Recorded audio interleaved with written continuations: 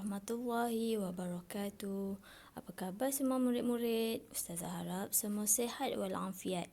Okey, hari ini kita akan sambung lagi tajuk minggu lepas kita. Masih lagi di bawah tajuk kefahaman surah Al-Fatihah. Murid-murid boleh rujuk buku teks masing-masing di muka surat 26. Ustazah akan ulang sekali lagi ayat surah Al-Fatihah dan pengertiannya. Okey, surah Al-Fatihah mengandungi 7 ayat. Bermula dengan Bismillahirrahmanirrahim. Alhamdulillahirabbil-alamin. Ar-Rahmanir-Rahim. Maliki yaumiddin. Iyyaka na'budu wa iyyaka nasta'in. Ihdinas siratal mustaqim. Siratal ladzina an'amta 'alaihim ghairil maghdubi 'alaihim waladdallin. Amin. Okey, surah Al-Fatihah mengandungi 7 ayat. Okey, Ustazah harap murid-murid boleh ingat. Okey, berapa kalikah kamu wajib membaca surah Al-Fatihah sehari? Betul, 17 kali. Di mana kita akan wajib membacanya sebanyak 17 kali setiap hari di dalam solat.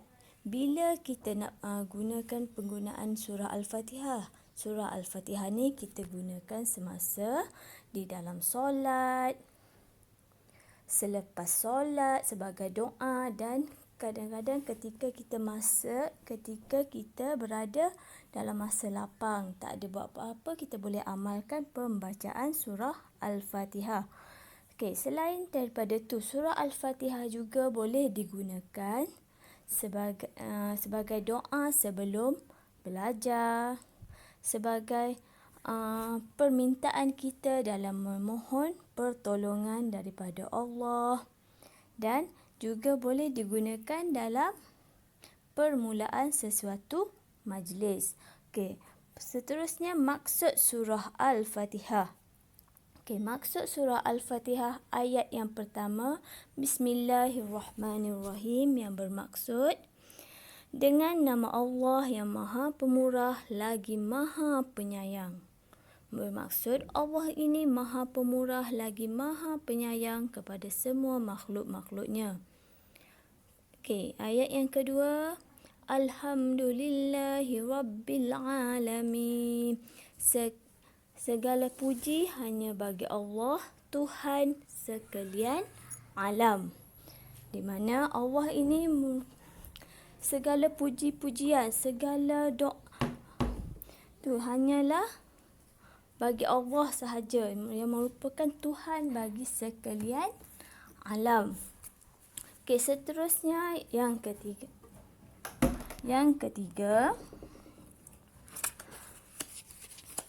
Bagi ayat yang ketiga, maksudnya ialah yang Maha Pemurah lagi Maha Penyayang. Okey, ayat Ar-Rahmanir-Rahim. Yang Maha Pemurah lagi Maha Penyayang. Sesungguhnya Allah ini Maha Pemurah dan Maha Penyayang. Okey, ayat yang keempat,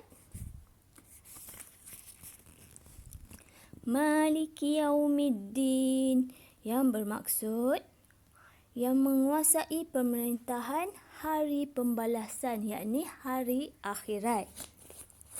Sesungguhnya Allah ni merupakan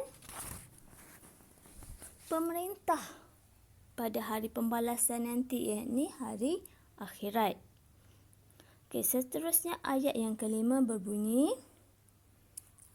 Iyyaka na'budu wa iyyaka nasta'in, yang bermaksud Engkau sahaja yang kami sembah dan kepada Engkau sahaja kami memohon pertolongan. Bermaksud kita ni hanya menyembah pada Allah, memohon pertolongan tiada yang lain selain daripada Allah. Okey, ayat yang keenam, Ihdinas siratal mustaqim, bermaksud tunjukkanlah kami jalan yang lurus.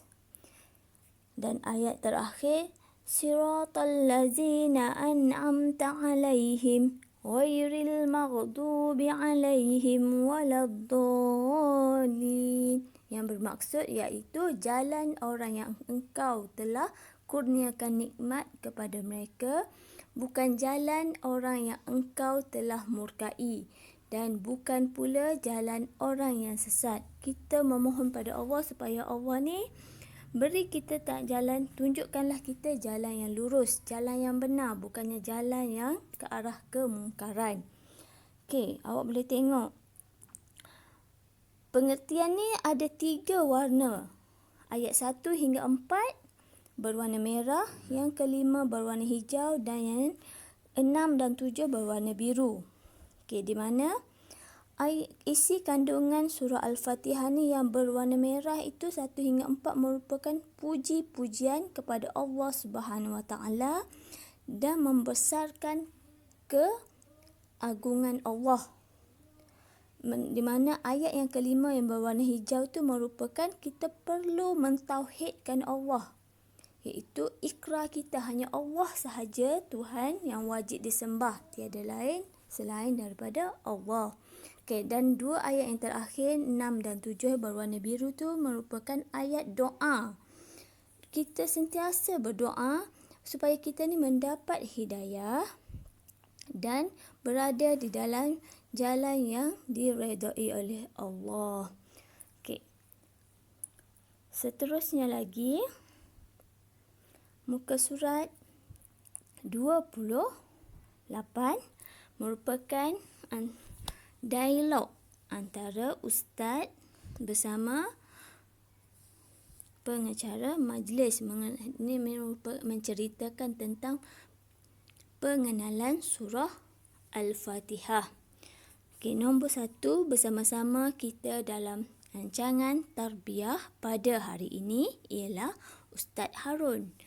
Bolehkah Ustaz menerangkan pengenalan surah Al-Fatihah? Okey, Ustazah nak kamu dengar apa yang Ustazah baca.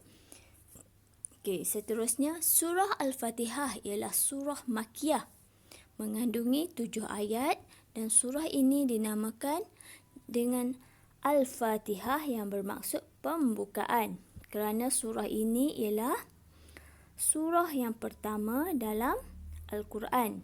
Al-Fatihah juga dikenali sebagai Ummul Kitab. Okey, dan membaca surah Al-Fatihah merupakan salah satu rukun solat. Maknanya kita membaca surah Al-Fatihah ni sebanyak 17 kali sehari semalam. Rugi kalau kita tidak membacanya tanpa menghayati isi kandungan surah ini. Okey, surah Al-Fatihah ni merupakan ayat Makkiyah dan di mana ia mengandungi 7 ayat dan maksud Al-Fatihah itu ialah pembukaan. Kenapa ia dipanggil surah Al-Fatihah yang bermaksud pembukaan? Kerana surah ini merupakan surah pertama dalam Al-Quran. Al-Fatihah ini juga dikenali sebagai Ummul Kitab. Dan kita membaca surah Al-Fatihah ni sebanyak 17 kali sehari semalam. Sebab itulah orang yang tidak boleh membaca surah Al-Fatihah ni amatlah rugi.